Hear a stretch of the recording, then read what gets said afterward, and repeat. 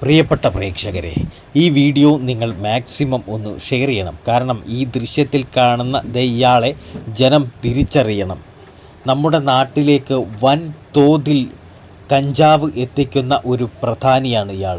Train മാർഗം ഒഡീഷയിൽ നിന്ന് കഞ്ചാവുമായിട്ട് വരുന്ന വഴിക്ക് നമ്മുടെ കൊല്ലം റെയിൽവേ സ്റ്റേഷന് സമീപത്ത് വെച്ച് ഡാൻസ് ഓഫ് ടീമാണ് ഇപ്പോൾ ഇയാളെ പിടികൂടിയിരിക്കുന്നത്. മുമ്പും സമാനമായ കേസുകളിൽ ഇയാൾ പോലീസ് പിടിയിലാവുകയും ജയിൽ ശിക്ഷ അടക്കം അനുഭവിച്ച ആളാണ്.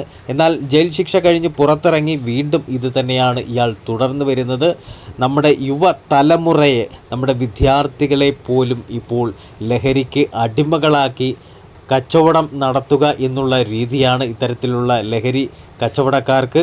ഏതായാലും അത്തരത്തിലുള്ള ഒരു പ്രധാനി തന്നെയാണ് ഈ കാണുന്ന അനിലും. ഏതായാലും നിങ്ങൾ ഈ വീഡിയോ മാക്സിമം ഷെയർ ചെയ്യണം. പോലീസ് പറയുന്നത് ഇങ്ങനെയാണ്: ട്രെയിൻ മാർഗം കടത്തിക്കൊണ്ടുവന്ന വൻ കഞ്ചാവ് ശേഖരമാണ് പിടികൂടിയത്. ഇന്ന് രാവിലെ തിരുപ്പതി-തിരുവനന്തപുരം എക്സ്പ്രസിൽ കടത്തിക്കൊണ്ടുവരികയായിരുന്ന കഞ്ചാവ് ശേഖരമാണ് സിറ്റി ഡാൻസ് ഓഫ് ടീം പിടികൂടിയത്. കൊല്ലം മയ്യനാട് കൈതപ്പുഴയിൽ സുനിൽ മന്ദിരത്തിൽ അനിൽകുമാറാണ് പിടിയിലായത്. ഇയാളിൽ നിന്നും ഏകദേശം 10 ലക്ഷം രൂപ അടക്കം വില വരുന്ന കഞ്ചാവ് ശേഖരമാണ് പിടികൂടിയത്. സമാനമായ കേസുകളിൽ മുമ്പും ഇയാൾ പിടിയിലായിട്ടുണ്ട്.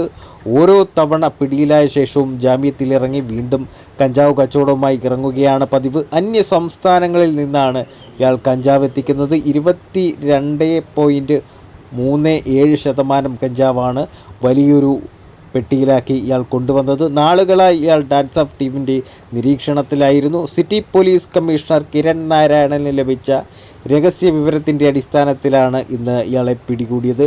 സിറ്റി ഡാൻസ് ഓഫ് ടീമും കൊല്ലം ഈസ്റ്റ് പോലീസും ചേർന്നാണ് ഇയാളെ കസ്റ്റഡിയിൽ എടുത്തത്.